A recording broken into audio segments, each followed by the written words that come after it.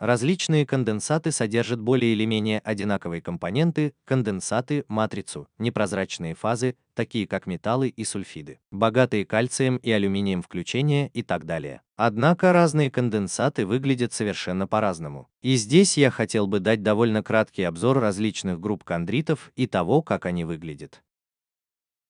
Я начну с двух основных компонентов – кондрина и матрицы, и именно в световой микроскоп, просто потому, что это тоже не так часто можно увидеть. Вот отдельные кондры, как они выглядят, например, в световой микроскоп, если их подцепить. Относительно большой, всегда круглый, в некоторых местах еще может быть есть немного матрицы. Тогда матрица выглядит следующим образом. Но сейчас это не отдельные зерна матрицы, это просто небольшие фрагменты матрицы, потому что сама матрица сделана из очень-очень крошечных кусочков. Минералов, которые больше нельзя собирать по отдельности. Мы сделали это по отдельности, они должны выглядеть примерно так. Еще одно последнее трехмерное изображение, на этот раз и Луны, и это, вероятно, самый важный метеорит, который у нас есть. Типовой метод для CI-конденсатов и CI-конденсаты имеют более или менее тот же состав, что и солнечная фотосфера, за исключением летучих элементов. Теперь контуры CI, как кодированные контуры, представляют собой определенные исключения в кодированных контурах. А именно, они практически не содержат никаких компонентов из других контуров, кроме матрицы. На самом деле они почти полностью состоят из матрицы, может быть на 99%. Очень редко можно найти контру, частичку контры или чи.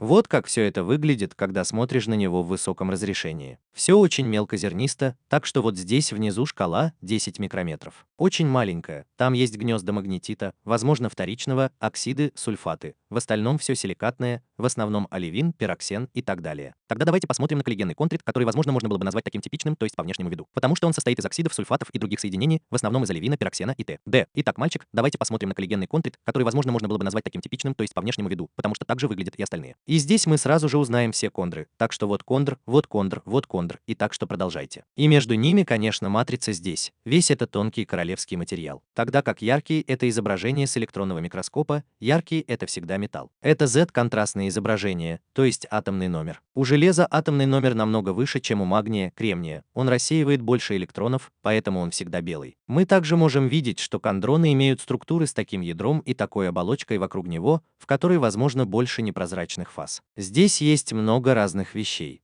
Мы тоже можем взглянуть на этот мектурит с помощью фейс-карты. Это означает, что разные минералы окрашены по-разному. И тогда мы увидим, например, что многие из кондров имеют зонирование. В ядре часто присутствует оливин, красный оливин, и поэтому в синем цвете есть окантовка из пироксена. И мы действительно очень часто это видим. Это в этом кандре, здесь, в этом кандре, вот так немного, в этом кандре, в этом кандре, в этом кандре, этот кандре и так далее. Почти во всех кондрах есть такая реконструкция. И действительно, в угольных пластах около 80% кондров имеют такую минералогическую реконструкцию. Есть и другие, подобные этому. Сейчас, например, такого не найти. Но это, как я уже сказал, вещь, которая встречается очень часто, и что большинство из них на самом деле являются порфировыми кондрами. Тогда мы можем посмотреть на Альенда в качестве сравнения. Даже у контрита CV теперь немного меньше кондров. Только что в Ефремовке здесь было очень много кондров. Может быть 60-70% остаточной матрицы по объему. Здесь в Аленде их значительно меньше. Меньше может быть около 50-50, так что все это, конечно, снова матрица. Здесь повсюду кондры, которые здесь действительно очень красиво видеть, опять же самые порфировые кондры и так далее. А между ними и матрица, и здесь в Аленде она тоже в основном сульфидная. Сейчас не так много, как казалось в Ефремовке. Мы можем и здесь сделать картинку в неправильном цвете. Теперь это не лицевая карта, а похожа на картинку в неправильном цвете. Это тоже картинка в неправильном цвете. Здесь разные элементы накладываются друг на друга цветами, а затем в желтом и белом цвете это холодный алюминий. И тогда вы можете видеть, что все это теперь CI, и они имеют такие неправильные очертания, что это означает, что материал конденсируется, а это не так. Так что это CI, а не алюминий. Растаял.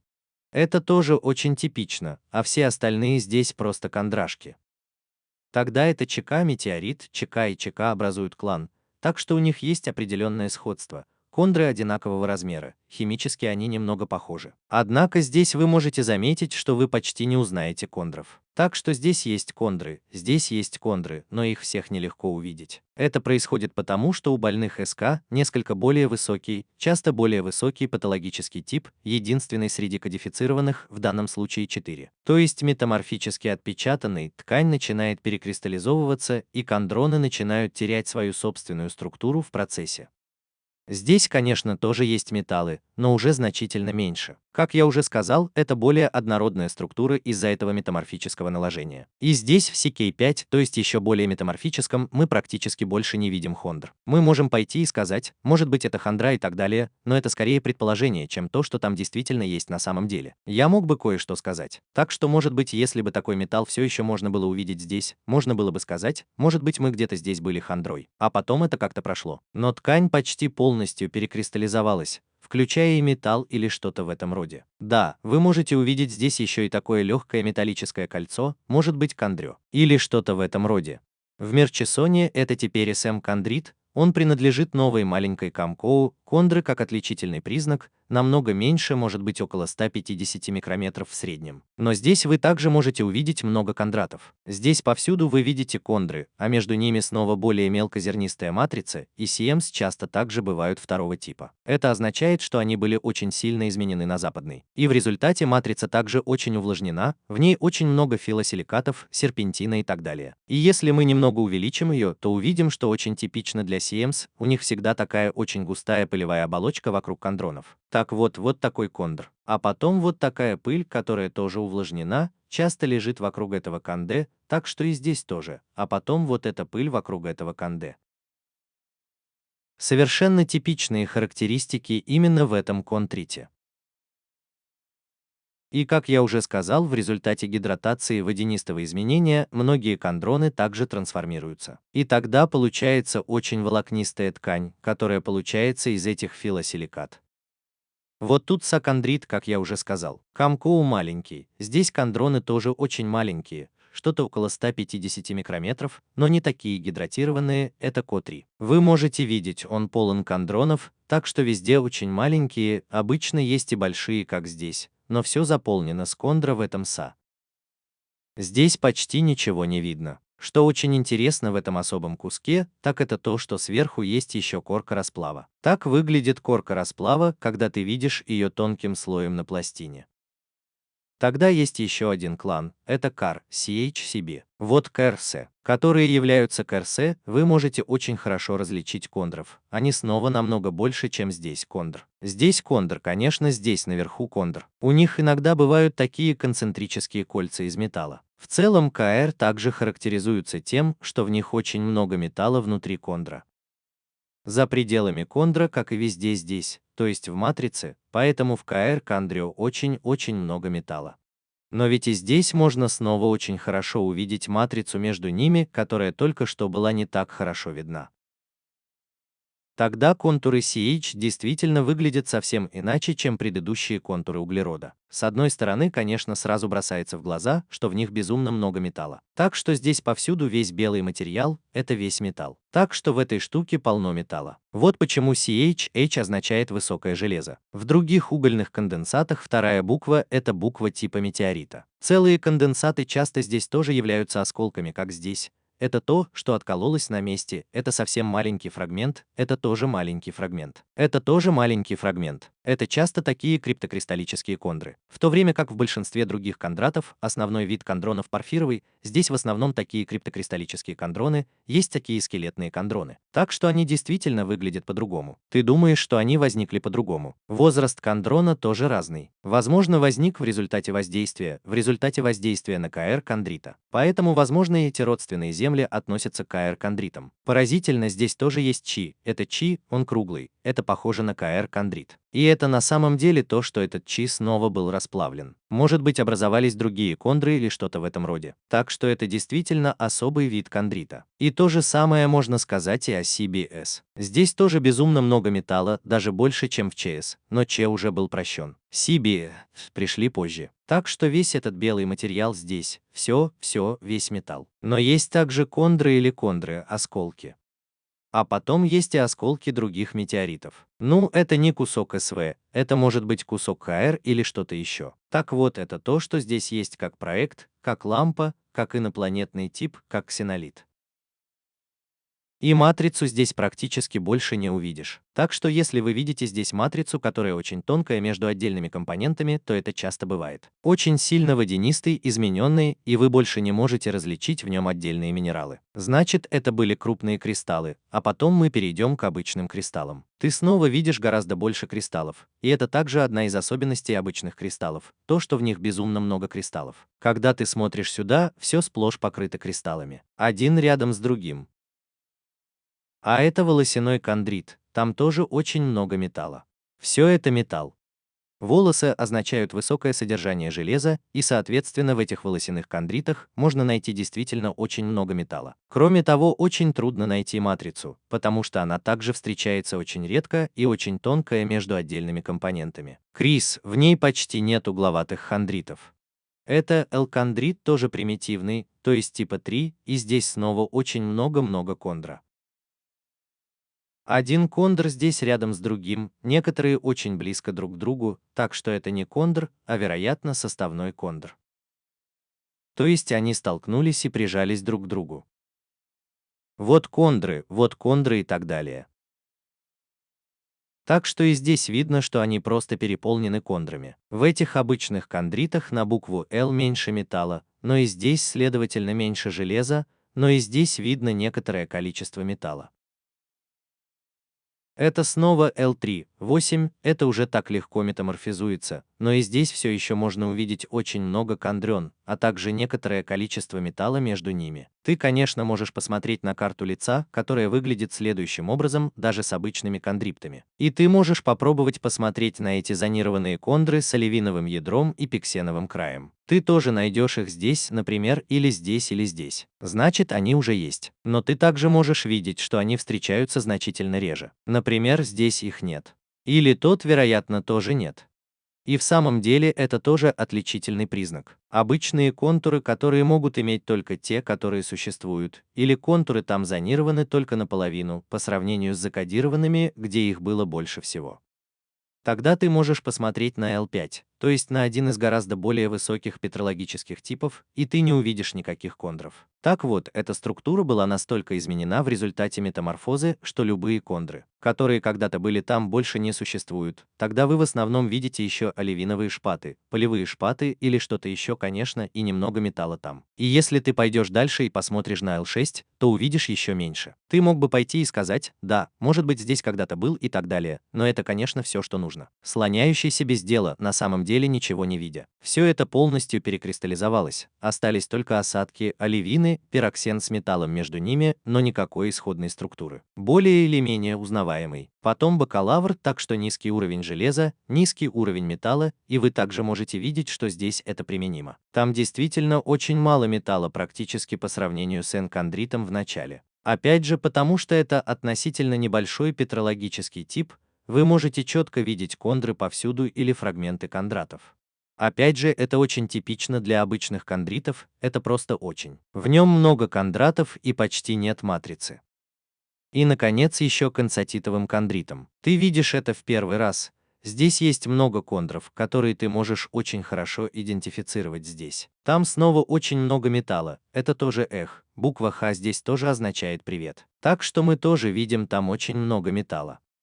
И теперь мы можем снова взглянуть на карту лица здесь, и тогда мы увидим разницу с другими контурами, а именно, что у S соотношение магния и кремния намного ниже, то есть намного больше. Кремний, как следствие, гораздо меньше оливок. А синий цвет – это пироксен, то есть почти все кондроны состоят только из пироксена, это также имеют N-стертит кондраты. Если мы посмотрим, например, на зональные кондры здесь, то там есть один, может быть один, тогда можно подумать, что может быть это не так. Много, но это совсем не так, может быть примерно вдвое меньше, чем у них. Обыкновенный простак, у которого есть соник кантра, тогда у него очень толстый край из пироксена, так что может быть это как-то так выглядит. А потом, когда ты идешь и режешь соник кантра, ты режешь их раз и раз и раз и раз и раз, и это соответственно ты видишь только пироксен. И только когда ты режешь здесь, ты видишь немного оливина, а потом ты снова видишь только пироксен. Наверное, именно поэтому ты всегда видишь здесь только перк. И так много еще о контратаках с синицами и вообще обо всех различных типах контратак здесь.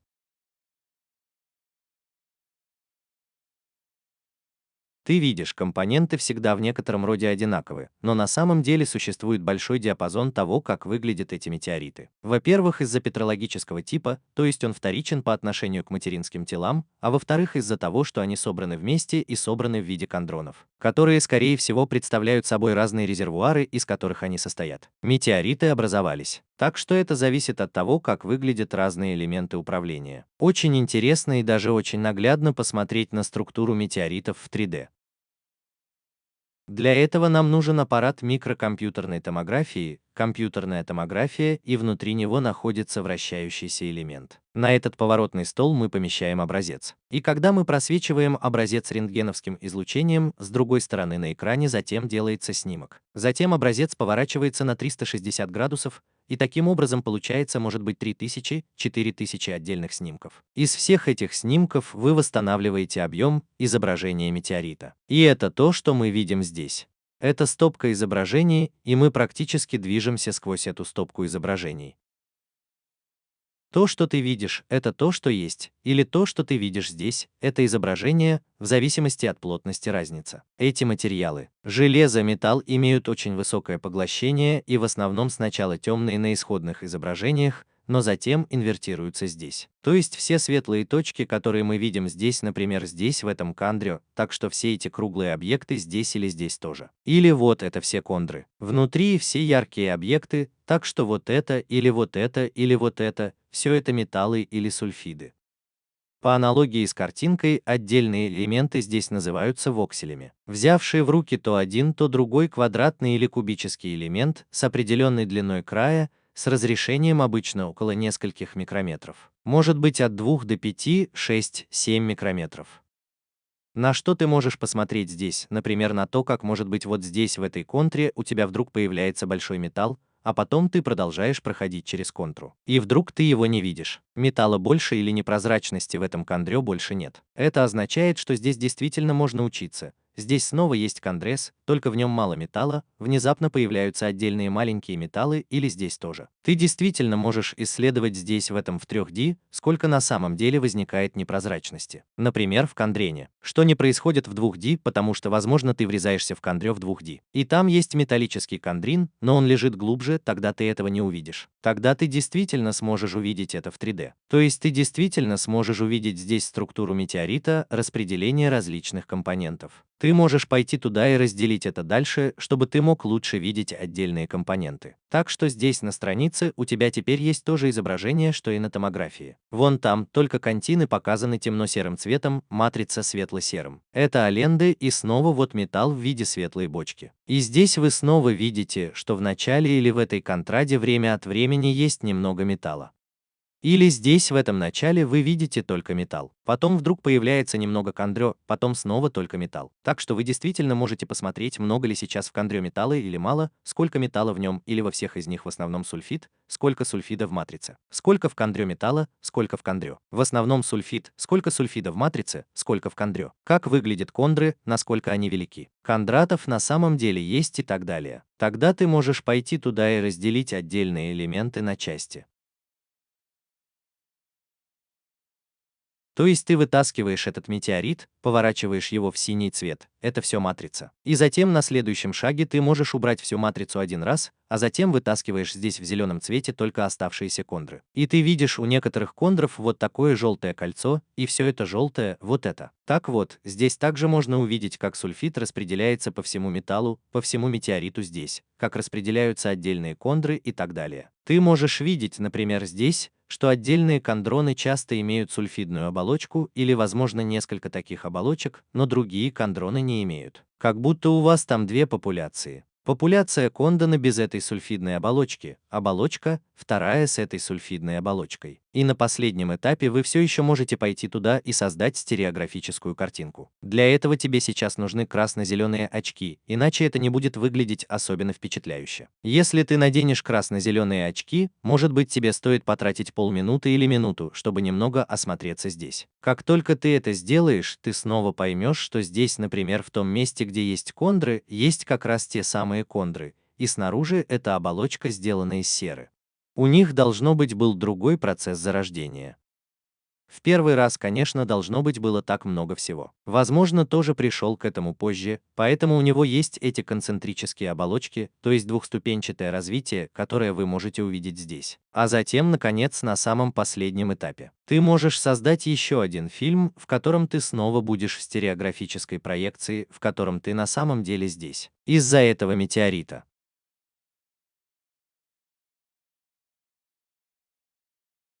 Пролетающий сквозь него, и ты сможешь еще раз немного лучше рассмотреть отдельные элементы. Так вот, например, здесь внизу сразу же появляется контра, у которой снова есть эти оболочки из сульфида. Ты также можешь видеть, что это несколько оболочек. Есть одна маленькая, а затем еще одна оболочка снаружи. Так что, возможно, контри начал с малого, получил немного сульфида, затем, возможно, стал больше, получил еще больше сульфида. Здесь было бы возможное объяснение. Здесь наверху снова есть такой. Затем здесь глубже вы видите кондроны, у них может быть немного маленьких металлических капель на поверхности, но не особенно много. У них практически нет этих сульфидных капель. Ты можешь очень хорошо изучить распределение кондронов. Ты действительно можешь видеть размеры кондронов. Ты уже можешь видеть здесь определенное распределение размеров, что контры не все имеют одинаковый размер. И это не эффект обрезки здесь, а на самом деле это разные размеры, которые вы не можете увидеть в 2D, потому что, возможно, все они тоже могут быть одинакового размера. А то они, может быть, просто режутся по-разному. Здесь дело не в этом. И как я уже сказал, вот эти контры с этими разными характеристиками М2. Там есть меньшие кондры, большие кондры и так далее. И все это очень хорошо можно изучить здесь в 3D. То есть истинные размеры, истинное распределение компонентов, а также различные компоненты, например, с этими сульфидными оболочками и так далее. В этой таблице показаны некоторые фундаментальные параметры и характеристики кондратов. И это очень хорошо, что у меня есть такое определенное представление об этом. В первой колонке здесь сначала перечислены различные группы кондритов, за исключением негруппированных. То есть здесь выше это угольные кондриты или угленосные кондриты, затем обычные кондриты или обычные кондриты, затем здесь кондриты энсатита, а затем следуют хоумоурутис и кокангарис. Во второй колонке, что очень интересно и не требует подробного ознакомления, приводится название различных групп кондритов. А в калин-кондритах различные группы названы в честь типовых метеоритов. Например, в CCI в честь Луны, смотри, то есть смотри для карбоната, конечно, смотри для Мёртуса и Мигеля, Орна и так далее. Обычные кондраты – это метеориты не того типа, которые носят название, а того, сколько в них железа. Слишком много железа, высокое железо, мало железа, низкое железо, мало железа и мало металла. И действительно, среди угольных кондратов есть группа, названная аналогично или соответствующим образом, это CH-кондраты. Там H обозначает не тип метеорита, а высокое содержание железа. AL – это снова высокое содержание железа, низкое содержание железа, а Ромороти и Кокангари, соответственно, снова в соответствии с их типовыми методами. Затем присоединяются фактические параметры, в основном петрографические характеристики. В третьем столбце здесь значит частота кондров. И кондры вместе с матрицей являются одними из двух наиболее распространенных компонентов в метеоритах. И, соответственно, содержание кондронов часто дополняют почти матричное содержание. В угольных конденсатах содержание кондронов часто составляет около 50%, так что это первое приближение. Это не относится к CI-конденсатам. Они практически состоят только из матрицы, так что здесь на уровне 99%, а у остальных всегда так около 50%. Как вы можете видеть здесь, за исключением, например, CK и CM-кондритон. CK-кондритон был термически достаточно метаморфизован, это осадка петрологического типа 4 и выше. И, вероятно, кондры также были разрушены в процессе, поэтому сейчас их меньше или их меньше видно. Так что, возможно, и доля в доходах ЦК здесь была выше. В доходах ЦМ они часто сильно водянистые, возможно также, что некоторые из них были разрушены в процессе. Доходяги CH имеют высокий процент доходяг, но доходяги CH находятся в многие аспекты необычны, то есть как раз в этом, например, эти петрографические аспекты, но также и в их кондрах, которые это содержат и так далее, чего сейчас здесь нет. Как я уже сказал, примерно соответствует матрице, которой тогда тоже было 50 или чуть больше процентов. Так вот, если вы посмотрите сантиметров 20 и 70, то есть вместе 90, резюме 40 и 45, вместе 85. Так что матрица Кондрина вместе всегда может быть около 90% по объему. Средний диаметр Кондрина в угольных контурах колеблется между может быть чем-то вроде 300 микрометров и может быть 1 мм или 900, или может быть около 100 микрометров. Микрометр. Опять же, эти очень маленькие контуры в контурах CH довольно необычны. То есть 20 микрометров – это то, чего вы обычно не находите. Но в остальном они примерно такие. В областях СА они все еще немного меньше.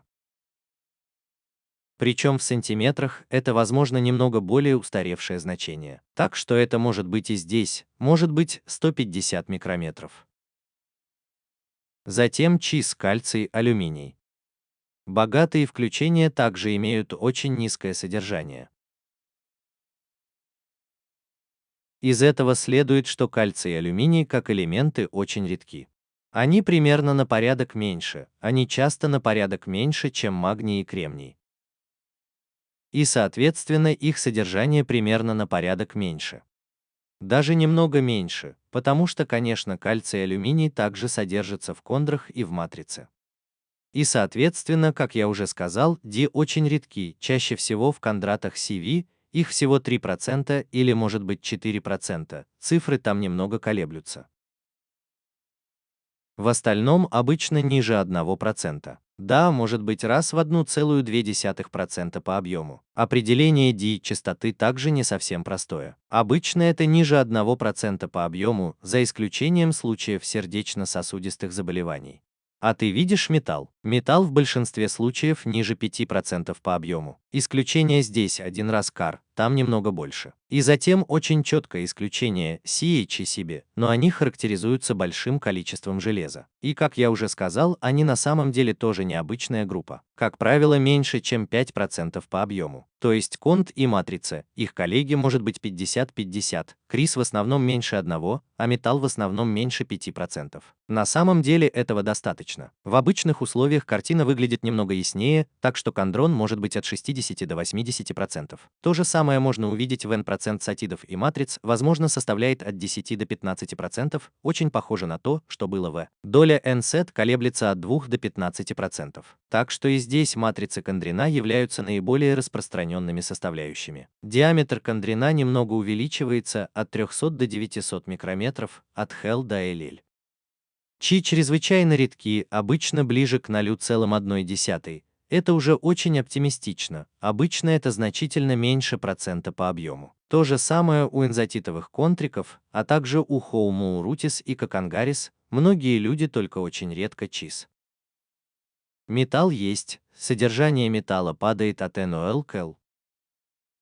Это тоже как-то интуитивно дает понять, что в низкоуглеродистых металлах меньше металла. Но это не обязательно должно быть так, как ты видишь в А и Иль. Это происходит просто потому, что в них также может быть очень много сульфида. В также содержится очень много сульфида. Вот почему, хотя содержание металла в нем меньше из-за высокого содержания сульфида, которое сейчас здесь не указано, тогда, вероятно, можно было бы достичь 15% от L, где в нем меньше железа. И у Румарути, и у Кокангари это снова похоже по частотам, то есть кондры и матрицы на самом деле не 50-50, но все же очень похожи по частоте.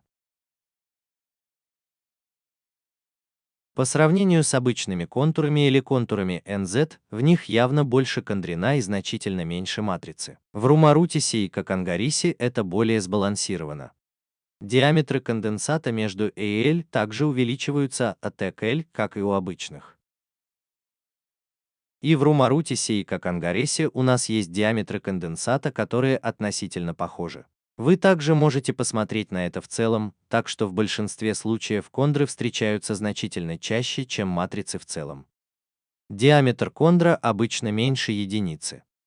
Миллиметр, есть макрокондры до сантиметров, но это не так важно. Металл в основном такой 5 плюс-минус несколько процентов, а Ди обычно очень редок, за исключением CV-кондрита.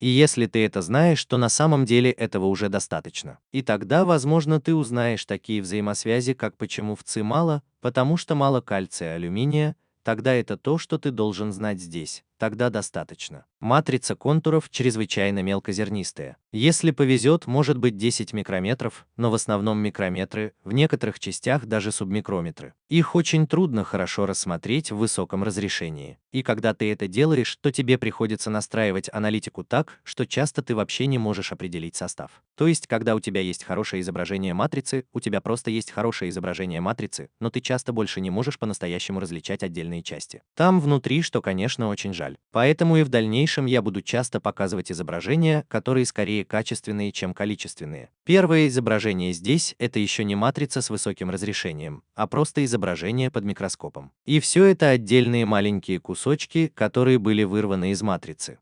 Каждый из этих кусочков сам по себе состоит из тысяч миллионов отдельных частиц матрицы. Это просто способ показать, как такая матрица выглядит в оптическом свете. Сначала посмотрим на контуры Ки. Когда ты смотришь на это, ты все равно всегда смотришь на матрицу, потому что контуры Ки на 99% состоят из матрицы. Здесь наверху разрешение относительно высокое, здесь внизу 1 микрометр. И если здесь есть чип, то всегда есть такой маленький обломок. Так что он выглядит очень зернистым, а материал между ними почти что-то вроде аморфного или что-то в этом роде. Тогда, если ты не возьмешь такое очень высокое разрешение, ты сможешь узнать вот это. Тогда, по крайней мере, там есть такое гнездо магнетита. Все, что между ними, это практически мелкая крошка отсюда сверху. Это силикаты, как и в других метрогенах.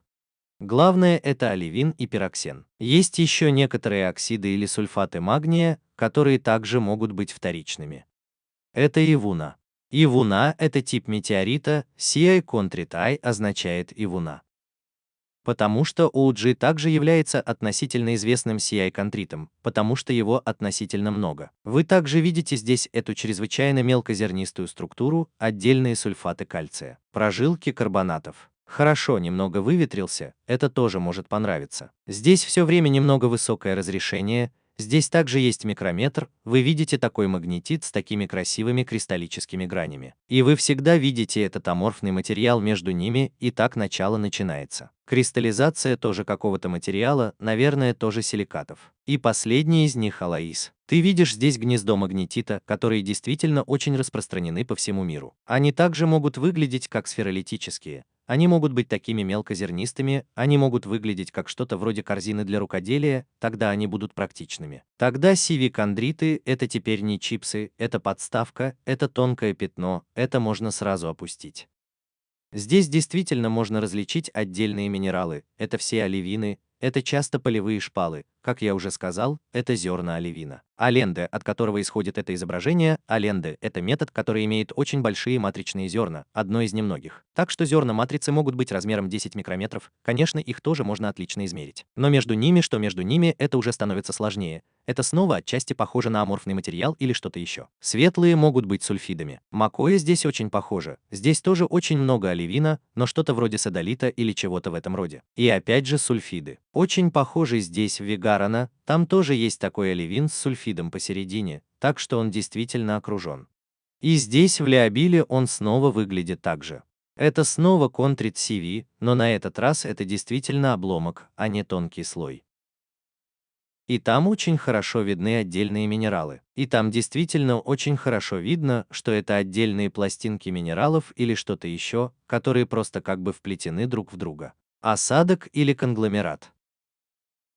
Здесь тоже можно увидеть, может быть это оливины с какими-то небольшими вкраплениями в них или что-то в этом роде. Здесь снова то же самое. Вот это вигарана. Вигарана, кажется, еще немного постарел. Между ними все еще есть что-то вроде этого материала. То же самое и здесь, в Ефремовке. Затем здесь сакандрит, и там можно относительно. Это очень забавная структура. Она, скорее всего, образовалась из каких-то жидкостей или что-то в этом роде. Так вот, это изменение, которое вы действительно видите здесь. Здесь внизу эта часть. Это тот же материал, что и этот Феликс, потом еще раз Феликс. Здесь есть оливин, отдельные фрагменты. Это часть, которая менее изменена. Или здесь, в СА, вы действительно можете увидеть отдельные стадии роста этих, вероятно, в этом случае снова оливины. Но, как я уже сказал, вы больше не можете их измерить, потому что просто разрешение слишком высокое. Как я уже сказал, у нас всегда есть микрометры, то есть все, на что мы смотрим, это все структуры нанометрового масштаба. Раствор действительно сильно изменился. Ты можешь видеть вот это, здесь такой силикатный материал, а там снаружи такой железный сернистый материал. Это часто может быть уже гидратированный материал. А здесь в Мурае, например, внутри всего этого больше оксида, но все очень мелкозернистое. Да, здесь внизу вы видите 1 микрометр, это шкала размеров. Здесь также все мельчайшие частицы, которые просто агрегируются и затем соединяются в матрицу. Контриткар – это снова тонкий слой, это отдельные частицы, это в основном какие-то сульфиды или вот это тоже выглядит относительно снова отпечатанным целое. Как вы можете видеть и в Аларайсе здесь, это скорее гидротермальные структуры, которые можно увидеть там. Может распознать. Это уже не отдельные мелкие короли с полостями между ними, но здесь все потрачено. Чувствуется, потому что, возможно, это перекристаллизовалось при каком-то изменении. Здесь также снова зерна магнетита. Как я уже сказал, их можно найти относительно часто. ВПГ 0,94 – один из самых примитивных контратов, которые у вас есть. И в частности, матрица, например, там намного дешевле. Солнечные зерна, которые охотно разрушаются, когда материнское тело подвергается изменениям термическим или водным. В СФ 0,94 можно найти очень много прессованного зерна. И это, пожалуй, еще более вероятно, если подумать, может быть это межзвездный похожий материал или что-то еще. Так здорово, да, это микро. То есть эти маленькие частицы ветра здесь.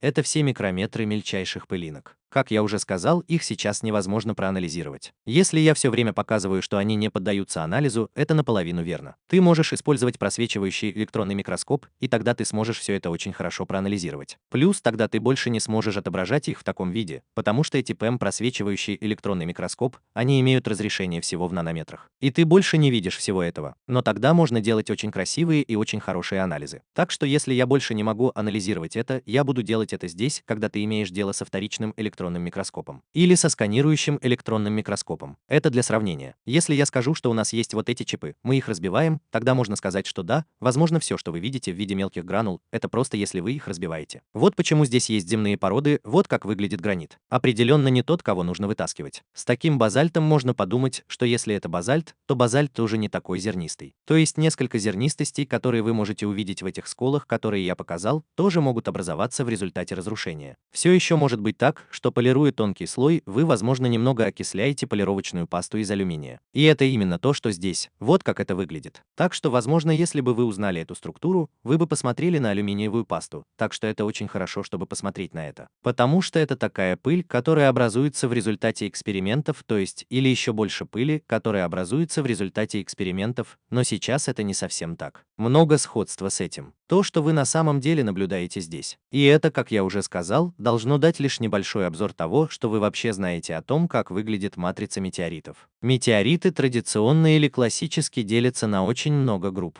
Основой для классификации является их общий элементный состав, их изотопный состав, а также петрографические характеристики, такие как, например, какие компоненты в них присутствуют и в каких количествах, то есть КРИС, матрица, хондрон и так далее. Или тогда компоненты вообще не встречаются. Например, если материнское тело, из которого происходят метеориты, было дифференцированным, а затем это железные метеориты, соответственно, больше не содержащие фрагментов горных пород. За последние годы и десятилетия было опубликовано довольно много классификационных схем Вайсберга, Бишопа, Саши Кротта и так далее. И я все это время брал и объединял в одну схему. И схема построена по типу шестиэтажного классификационного здания. И это когда-то включает материнское тело, то есть астероид, от которого исходит метеорит,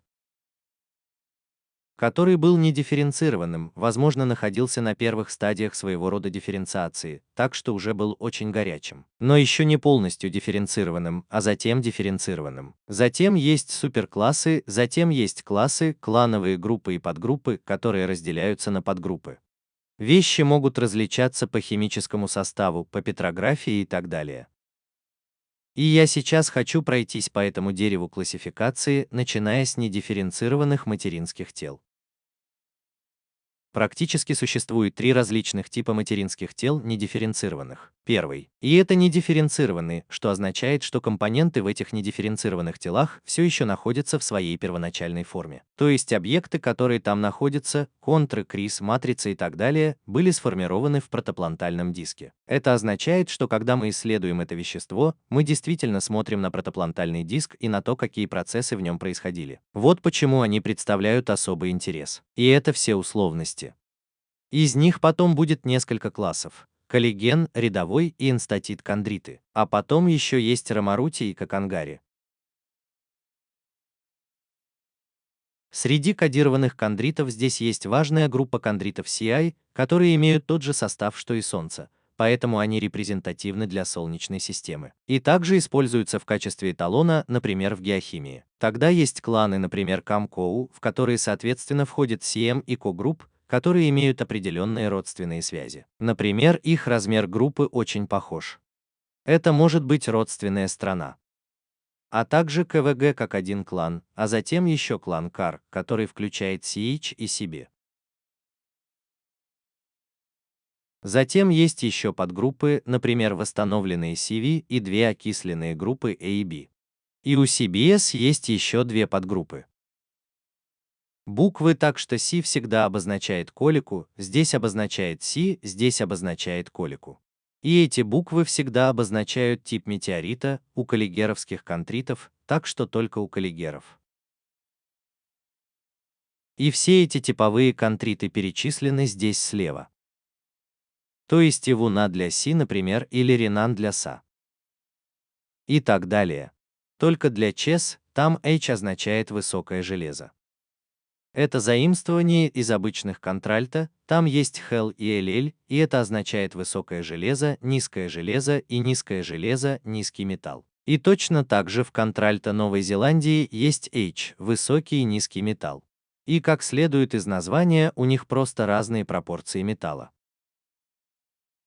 Иначе я не буду вдаваться в подробности здесь о том, чем отличаются целые группы. Для этого есть отдельные таблицы, где вы можете просмотреть все, что угодно. Или здесь нужно вдаваться в подробности. Это просто должно дать представление о том, как устроена классификация как таковая. Как вторая группа материнского тела, практически промежуточный. Промежуточный в данном случае называется.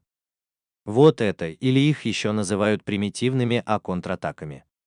И они очень похожи на контратаки, но на самом деле больше не содержат компонентов контратак. Так что, возможно, они находятся на ранней стадии нагрева, но на самом деле не дифференцированы. То есть, например, у жаб и ладронитов есть некоторые фрагменты, которые все еще можно найти там. Очень редкие, но присутствуют. Есть еще группы Винонайт 1AB и 3 CD. Они у тебя тоже были раньше, это происходит из группы ICE. Классификация метеоритов, где они были раньше. А потом еще есть уральский брахинит.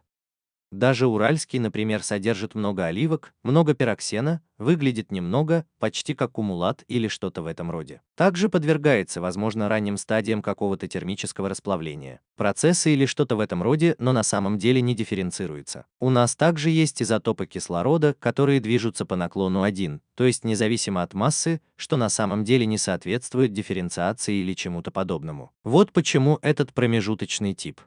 А затем, наконец, дифференцированные метеориты. Там очень много групп, как вы можете видеть. И это в основном все железные метеориты. Так что сначала их называют акондритами, то есть уже не примитивными акондритами, которые были примитивными именно для того, чтобы воссоздать кондриты. И аконтрит означает, что на самом деле это не контрит. И тогда это действительно дифференцированные объекты. Это что-то вроде Луны. И Луна, конечно, также имеет очень много подгрупп по метрикам или группам. Соответственно, включает Марс, у которого также есть свои подгруппы: шерготиты, наглиты, шессигниты, которые раньше также назывались метеоритами НС, и ортопероксиниты существуют и сегодня. Затем есть группа ХЭТ, это эукриты или хауэрдиты, диогениты и эукриты. И они, как полагают, происходят из Вестера из-за спектров отражения. Затем есть палацит, затем есть основные группы или станция игл, затем есть еще негруппированные. То есть метеориты, в которых очень много железа, затем часто отдельные зерна оливина. Можно подумать, что они образовались на границе ядерной мантии. Затем ангрит, аугрит и мезоцидерит – это отдельные группы, в каждой из которых часто присутствует металл и силикат, которые также сильно отличаются по внешнему виду от палацита, но, возможно, также пришли из таких пограничных зон. Наконец, железные метеориты с большим количеством подгрупп, которые в основном представляют собой различные состояния дифференциации и различаются на основе микроэлементов, и которые на самом деле, вероятно, являются ядрами астероидов, то есть этих продуктов дифференциации. И это традиционная классическая классификация метеоритов, которая до сих пор очень широко используется. Можно выделить три группы обычных метеоритов. И они, как правило, классифицируются на основе вот этой диаграммы. Во-первых, что это за три группы? Сначала это высокое железо, затем низкое железо, а затем еще низкое железо, низкий металл, обычные кондриты. И классифицируется по содержанию железа в оливине и пироксене. На оси X для этого показано содержание феррилита в оливине в молях, а на оси Y – содержание ферросилида в пироксене в молях.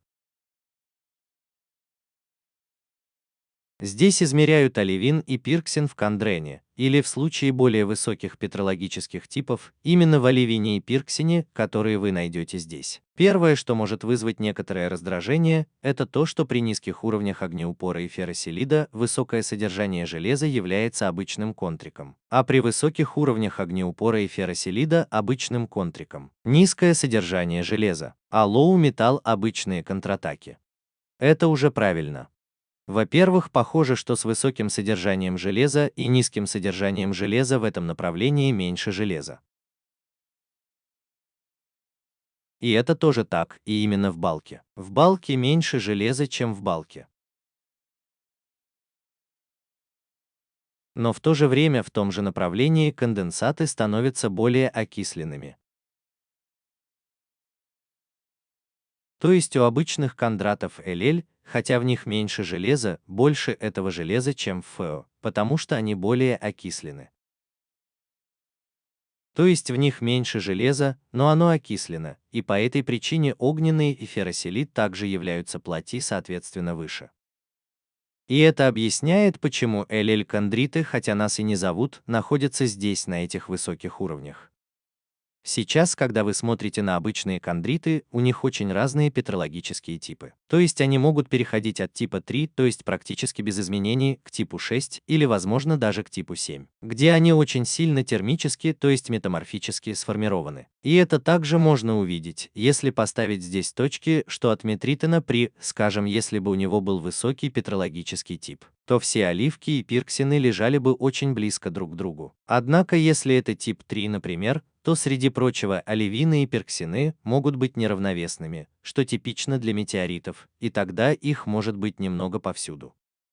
Да, это потом здесь лежит один оливковый пиксен, потом один лежит здесь и так далее. Так что они очень разные, потому что они еще не похожи друг на друга. Это случается только при более высоком патологическом типе. То есть, возможно, все они изначально начинали именно так. Если изначально они были три типа, то они подверглись метаморфическому формированию, а затем все они эволюционировали в направлении более общего состава. Еще одна вещь, которую вы можете наблюдать здесь, это то, что вы видите здесь некоторую корреляцию, и эта корреляция имеет наклон примерно 0,75. Это означает, что в оливине, как правило, всегда больше железа, чем в пироксене. Да, потому что оливин быстрее, в оливине железо диффундирует быстрее, там, например, обмен может происходить быстрее. В качестве дополнительной иллюстрации я вытащил данные из базы данных. Я собираюсь показать, как они затем попадают сюда. То есть все зеленые точки классифицируются в базе MAC как LL, оранжевые точки классифицируются как L, а синие точки классифицируются как H. И, конечно, здесь очень приятно наблюдать эту классификацию даже в этих фактических данных. И это классификация обычных контриков. Если разрезать ледяные метеориты, возможно немного отполировать полученную поверхность, а затем протравить ее слабой азотной кислотой, то есть ХНО-3, то в этих ледяных метеоритах можно увидеть определенную структуру. Эта структура образуется, когда железные метеориты, которые когда-либо расплавлялись, остывают, и при этом образуются и смешиваются различные металлические фазы, например, камазит и тонит. И эти разные фазы имеют разную устойчивость к ХНО-3 и имеют разные характеристики. Протравленные, и поэтому тогда вы можете распознать эту структуру. Раньше метриты льда классифицировались в соответствии с различными структурами, которые были обнаружены, например, ватокситы, октагитовые отложения и так далее. Сегодня этого больше не делают. Сегодня используются микроэлементные составы. И для этого нанесены две типичные диаграммы, один раз с германием по оси Y и один раз с иридием по оси Y. На каждой оси X нанесен никель. Оси Y имеют логарифмическую шкалу, то есть эти области, которые здесь охватываются, области композиции очень большие. Например, с иридием, здесь вы видите диапазон 1, 2, 3, 4, 5 литрак в метеоритах 2AB,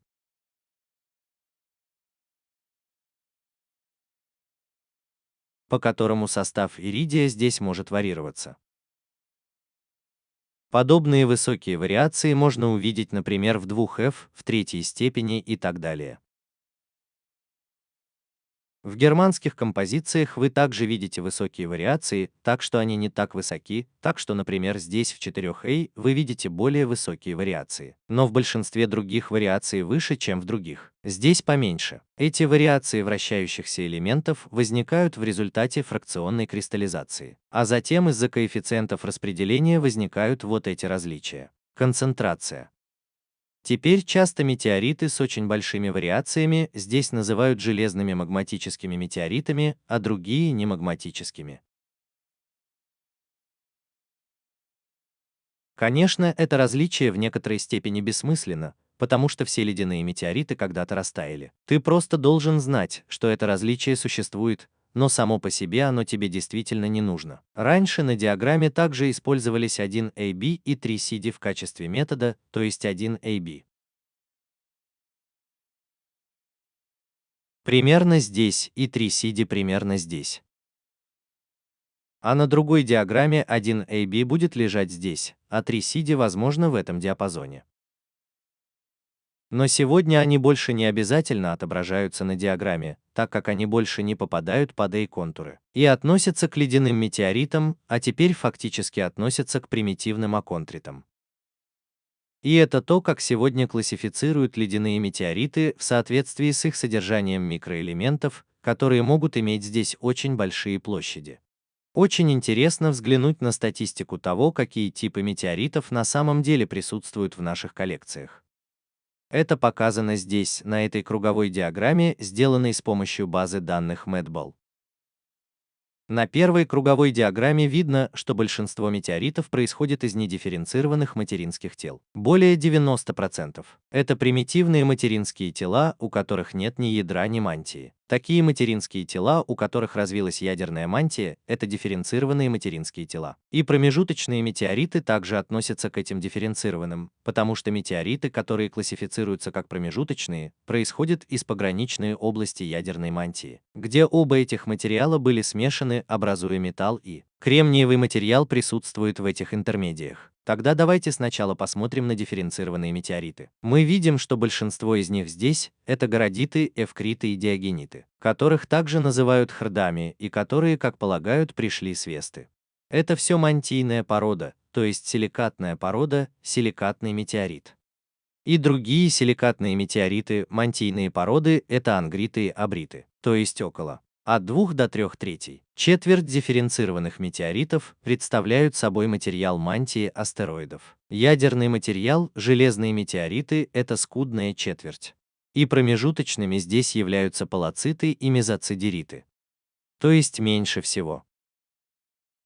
Тогда мы 6 раз переходим к недифференцированным метеоритам, то есть к хондротам. Они принадлежат к самой известной группе, потому что они содержат материал, который непосредственно образовался в протоклантанском диске, и поэтому они также особенно интересны. И их на самом деле у нас больше всего, а именно эти 92. Поэтому можно подумать, что все астероиды, возможно, примитивно не дифференцированы, но это не обязательно означает, что это так. Мы знаем из воздействия космических лучей, радиационного старения, что отдельные события могли привести к тому, что к нам попало очень много метеоритов. Поэтому мы не можем сделать прямых выводов о распределении в поясе звезд здесь. Так что из недифференцированных методистов большинство — это Кондраты Хелл и Элель. Это все обычные или по-английски обычные кондраты, примерно 95%. То есть большинство кондратов — обычные кондраты. То есть из всех метеоритов большинство метеоритов — обычные кондриты. Остальные кондриты составляют всего 5%, и среди них есть особенно интересные кольские кондриты, которые чаще всего сокращаются до CC для обозначения углеродистых кондритов. Они особенно интересны, потому что их состав очень похож на состав Солнца. Потому что среди этих угольных конденсатов, которые здесь снова разбиты, есть и эта особенно важная группа конденсатов CI. И эти конденсаты CI имеют состав, практически более или менее идентичный составу Солнца, за исключением, конечно, водорода, гелия и летучих элементов. Но эта группа, как я уже сказал, очень мала, всего 0,4% из 4% всех углеродистых конденсатов. У угольных контриков два наиболее распространенных, S50, почти даже чуть более 50% CM, они также образуют клан. То есть они имеют определенное или очень большое сходство, эти две группы. И две другие распространенные группы, CV и CK, которые также составляют клан с 30%. То есть почти 90% доминируют в этих двух кланах, то есть доминируют среди угольных кондратов. И это всего лишь краткий обзор, возможно, наиболее важных или интересных особенностей, когда речь заходит о том, какие типы метеоритов включены в наши коллекции. Конечно, здесь можно было бы сделать гораздо больше. Можно также посмотреть на метеорологический тип, степень выветривания, все что угодно, шоковое состояние или что-то в этом роде. Как обстоят дела с делами и находками, есть ли различия и так далее. Но, как я уже сказал, это должно сначала дать как можно более репрезентативное представление о том, какие виды метеоритов мы имеем в наших коллекциях. Если мы посмотрим на кондры и их общий состав в контратаке, интересно выяснить, все ли эти кондры имеют одинаковый состав, отличаются ли они от других. Составы есть. И если у них разные составы, то есть ли у них что-то вроде 2-3 разных составов, или они имеют один и тот же состав, и если они имеют разные составы, то есть ли у них что-то вроде 2-3 разных составов, или они имеют один и тот же состав. У нас есть вид на жительство. Чтобы разобраться в этом, я собираюсь использовать здесь Matchbase. И в качестве первого примера я, возможно, найду контуры резюме, а затем здесь будут только контуры, так что я уберу все остальное. Тогда я возьму один основной элемент, например, магний, и нарисую его. И тогда я увижу здесь две вещи для составления резюме. Во-первых, состав контрацепции разный. Все это происходит, если посмотреть здесь примерно, от 10 до 30% по весу, так что это действительно большой диапазон. Это кремний, а не СО2, магний, а не МГОУ. Это очень большая область, очень большая вариация. Во-вторых, это не мультимодальный состав. Дело не в том, что здесь есть отдельные пики, это в основном просто один пик, и распределение выглядит примерно нормальным или, возможно, логнормальным. Теперь я добавлю к этому контуры CAR CoECM и построю их все вместе. А потом я еще раз коротко щелкну остальные. Значит, это были именно они. Теперь у меня есть, я должен видеть, а не матрица, и следовательно нанесенный график — это не то, что нужно, это не то, что нужно, это не то, что нужно, это не то, что нужно, это не то, что нужно. Хорошо. И здесь уже очень хорошо видно, что в основном для всех этих разных групп это верно, что состав варьируется даже примерно в одном и том же диапазоне, может быть вплоть до сантиметра. И что всегда есть этот пик с примерно нормальным, возможно, логнормальным распределением без дальнейшего анализа здесь. Теперь мы можем, возможно, все это время искать какой-то другой элемент. Давай возьмем алюминий и нанесем на него все это. И вот ты видишь относительно похожую картину. Но ты видишь, что здесь хвост намного длиннее, в сторону более высоких составов.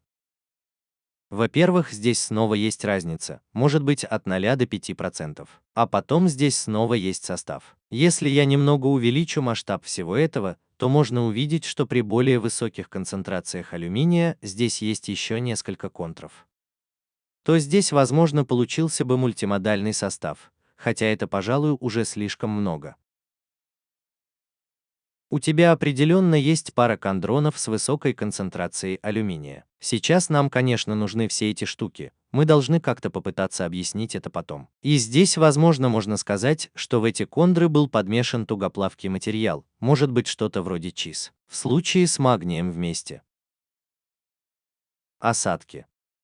Иногда любят говорить, возможно, в их составе были предшественники переменной Кантрен, которые затем были смешаны, и вот результат. Но это невозможно, потому что, поскольку предшественники очень маленькие, размером всего в микрометр, вам нужно от 10 сотен до миллионов, то есть от 10 от сотен тысяч до миллионов. Чтобы получить кондры, тогда у вас будет один и тот же состав каждый раз. Так что тебе нужно другое объяснение. Одна из возможностей заключается в том, что кондры — это открытые системы, которые обменивались материалом с окружающей средой. Они могли быть разного размера, иметь разную площадь поверхности по отношению к объему, разное время выдержки, и эти различия затем привели к разным обменам. И поскольку они были разными, составы были созданы.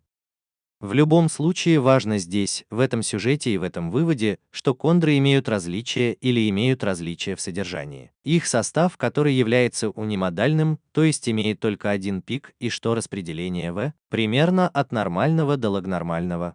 Это относится к составам кондров в отдельных кондратиях.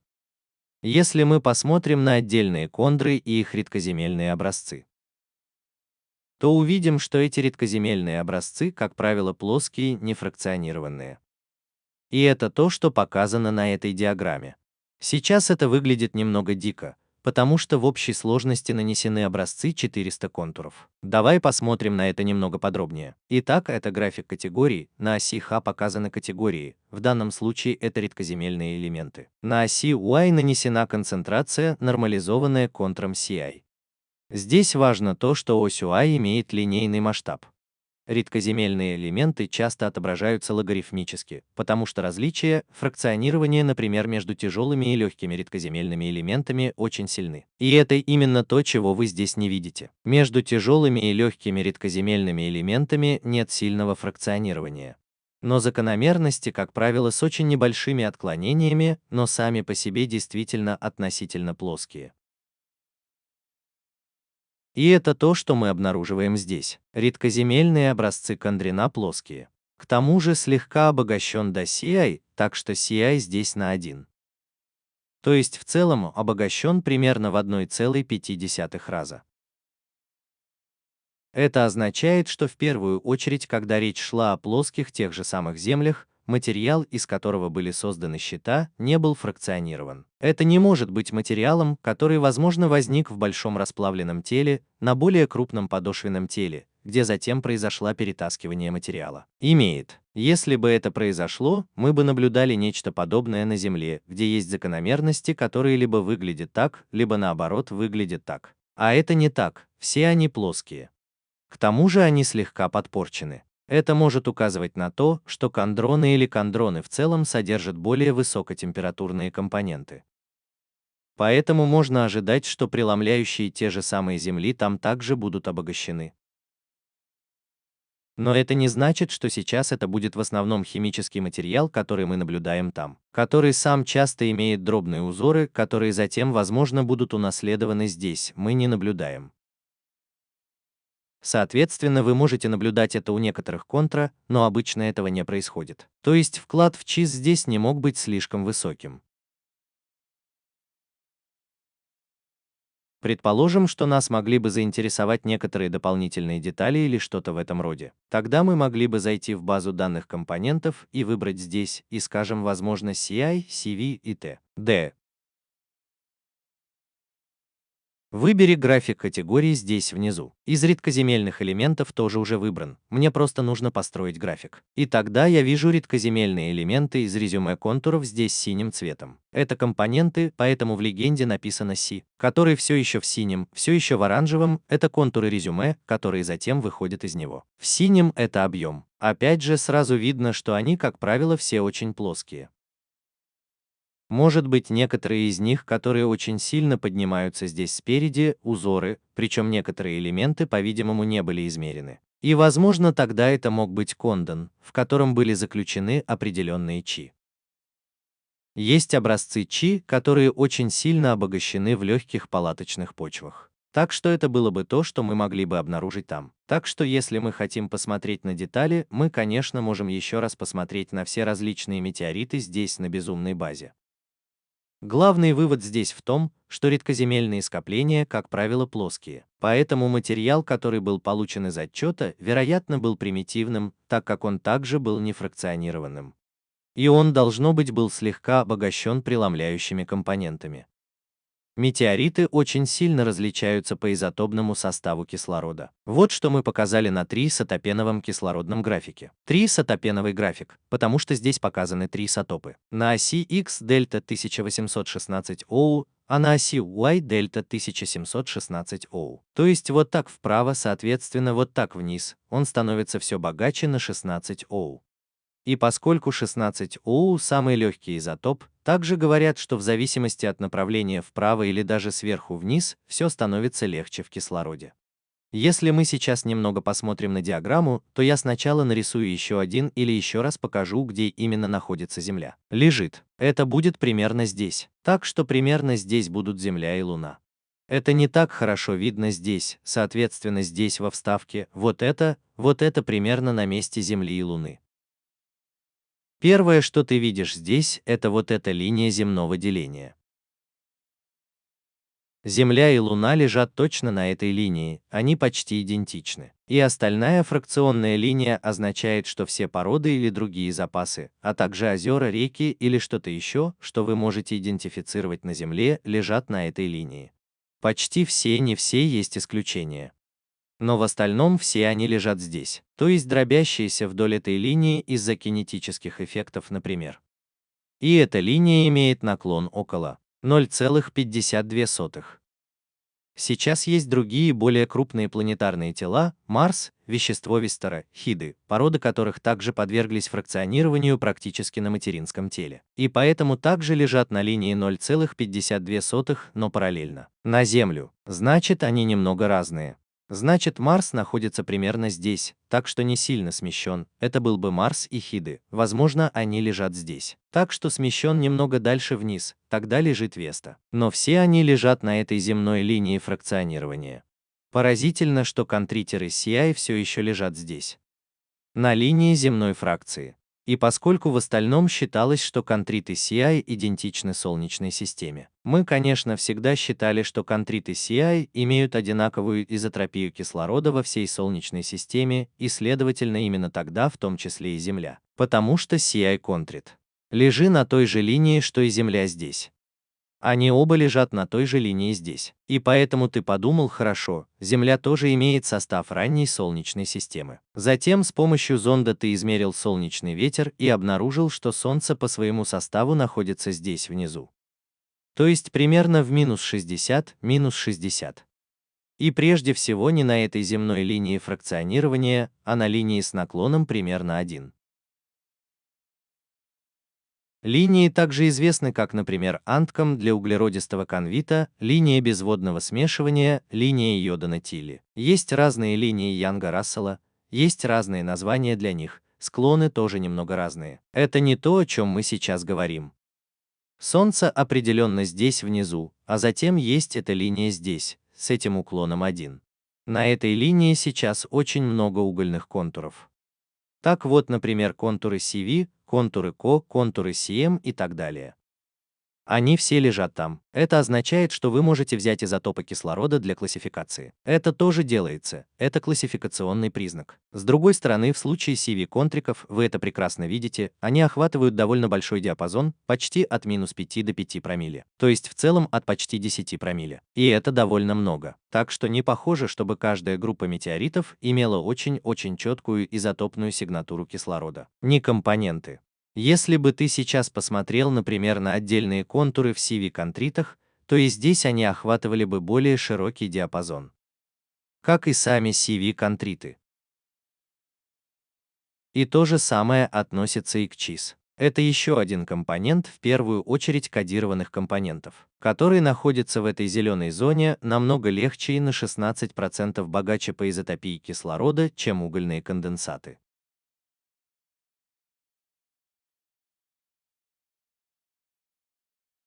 А еще есть обычные конденсаты, которые лежат здесь наверху. Так что если бы вы увеличили масштаб вот так практически, и это была бы наземная линия фракционирования, то обычные конденсаты, три группы, лежали бы примерно здесь. На склоне может быть от 0,7 до 1, не совсем понятно, что это за склон. Отдельные группы обычных контритов можно очень хорошо различить по изотропии кислорода, но не по их кондренам. Так что если вы посмотрите на эти кондроны здесь, то они все как-то общие, и только отдельные кондры пересекаются, то есть популяции кондренов очень сильно пересекаются. Характерны только средние значения, а отдельные кондры нет.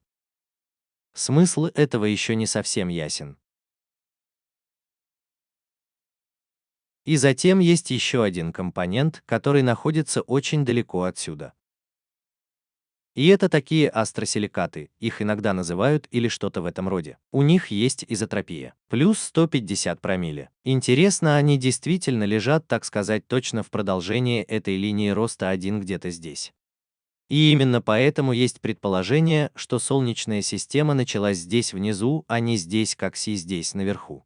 Значит, Земли нет. Си противоречит, но она просто другая. Я, должно быть, как-то изменил это снова. Все началось с Солнца здесь внизу, затем был этот компонент здесь наверху, и все, что между ними, практически представляет собой смесь этих двух резервуаров. Так что если бы ты попробовал, может быть, все было бы по-другому. Возможно, ты мог бы изобразить это так, например, если бы это была изотопная диаграмма, и здесь у тебя есть линия наклона 1. Вот здесь наклон примерно равен 1. Тогда здесь Солнце было при минус 60 примерно. А здесь наверху при плюс 150 были эти астросиликаты, как бы вы их ни называли.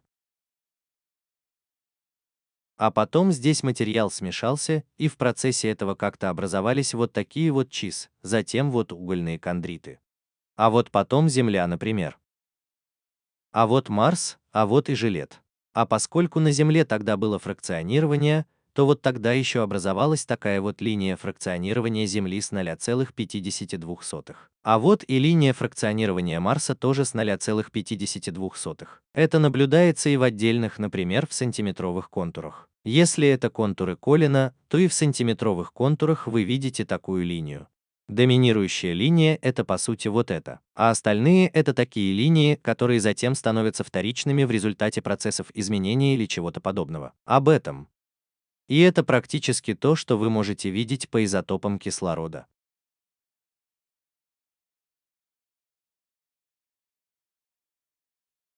И при этом, однако, вы можете пойти гораздо дальше в деталях. Это введение в диаграмму изотопов кислорода. Когда мы смотрим на нуклеосинтетические аномалии в метеоритах, мы обнаруживаем, что метеориты распадаются на две группы. И это однажды показано здесь, на этом графике, с титаном 50 по оси X и хромом 54 по оси Y. Оба в эпсилон обозначении. Это означает, что это отклонения, представленные в десятитысячных долях от стандарта. А в обозначениях Эпсома обычно нет единицы. В отличие, например, от дельта обозначений, где отклонения представлены в тысячных долях от стандарта. И тогда единица на мил здесь, как я уже сказал, не является единицей. Вот почему мы и здесь не видим единицы. И теперь мы видим эти две группы. Одна группа здесь наверху, и это коллиген-кондрит. Коллиген-кондрит. Или CC для K, углеродистых хондритов.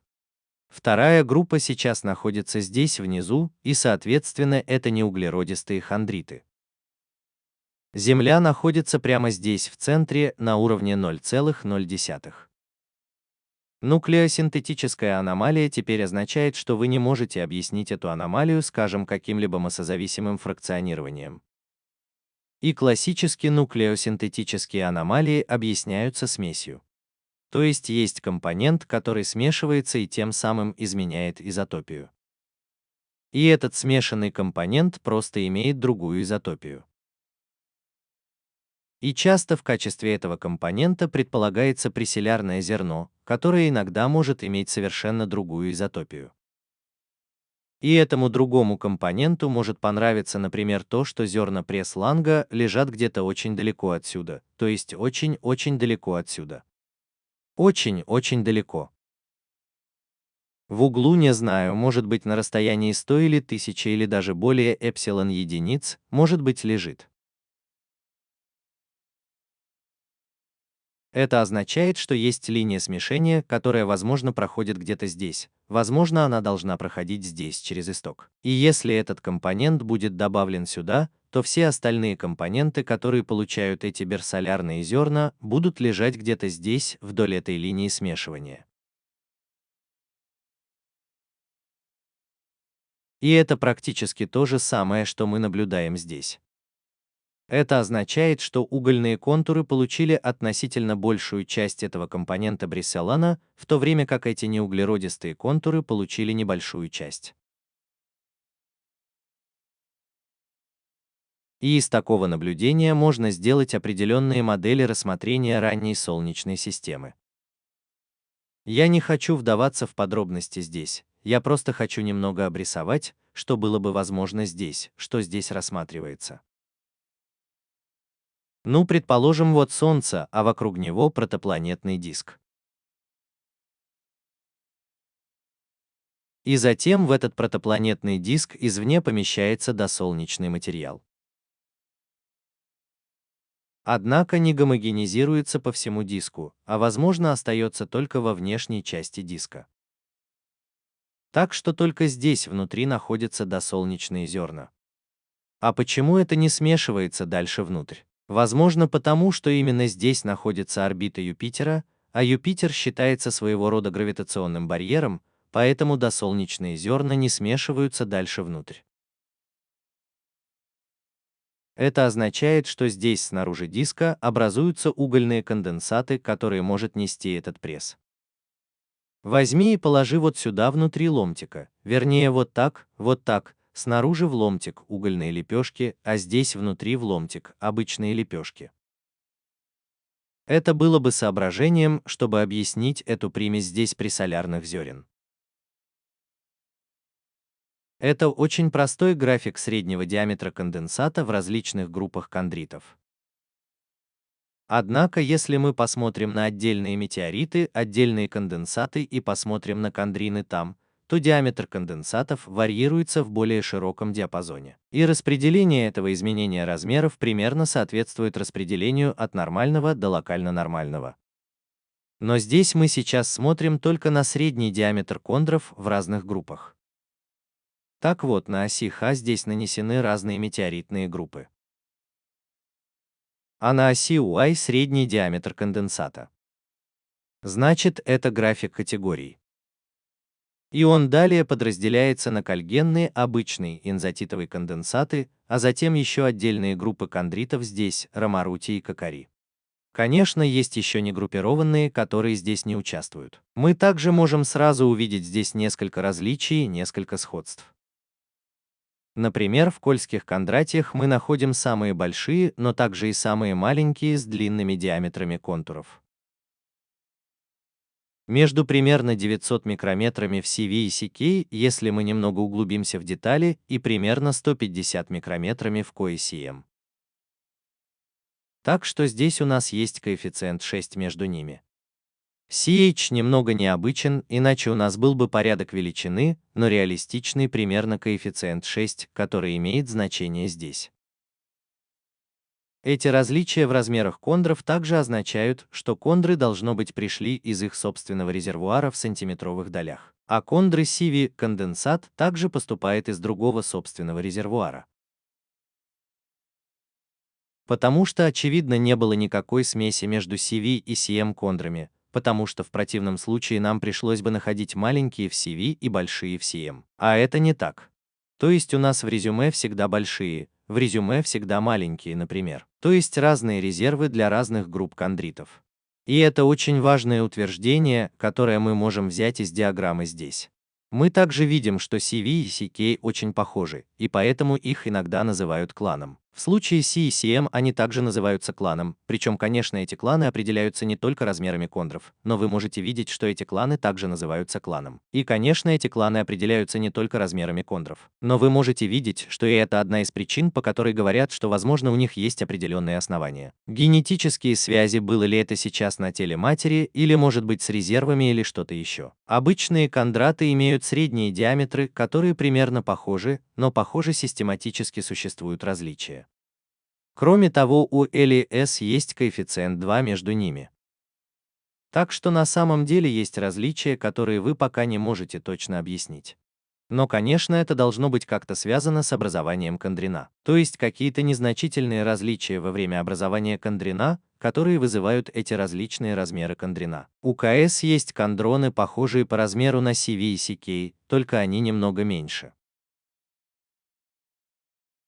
Ты должен знать также приблизительно, каковы размеры кондринов, в какой области они рассеиваются, то есть примерно от 100 микрометров до 1 мм, иногда довольно грубо. И что они просто делают заявление об этом. Разные группы кондритов, должно быть, образовались в разных водоемах. И это примерно соответствует средним размерам кондронов. Кондроны в одном кондрите теперь не одного размера, а разных размеров. Это однажды показано здесь, например, для одного метода. Гиппет-Винцельбред – это SM-кондрит. В нижней части оси Х величина кондрина, нанесенной на оси У количество контров с заданным размером контра. И тогда здесь можно очень хорошо увидеть распределение размеров контра в этих методах. И это следует за логнормальным распределением. И это очень типичное распределение от логнормального к возможно нормальному, а также то, что это унимодальное распределение. Это означает, что есть один пик, а не около 2-3 пиков. Иногда может быть еще несколько очень больших контуров, но тогда это может быть только очень маленький пик. Общее распределение выглядит вот так. К этому добавляется значение в метре среднее. Значение кондрена в случае контуров в сантиметрах было бы примерно 115 микрометров. Это относительно небольшие кондры.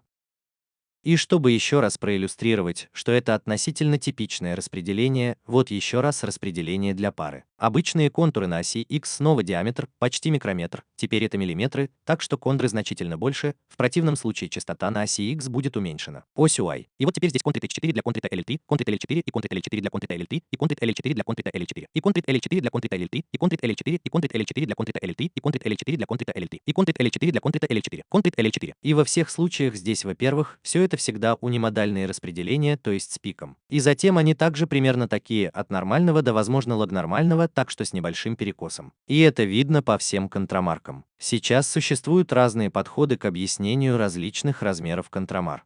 Например, что возможно было распределение контрамарков в каких-то вихрях или что-то в этом роде. Это, возможно, могло бы объяснить что-то подобное. С другой стороны, если у вас есть неравномерное распределение, и вы говорите, что оно возникло в результате сортировки, то, конечно, до этого должны были быть разные размеры. Кондрен.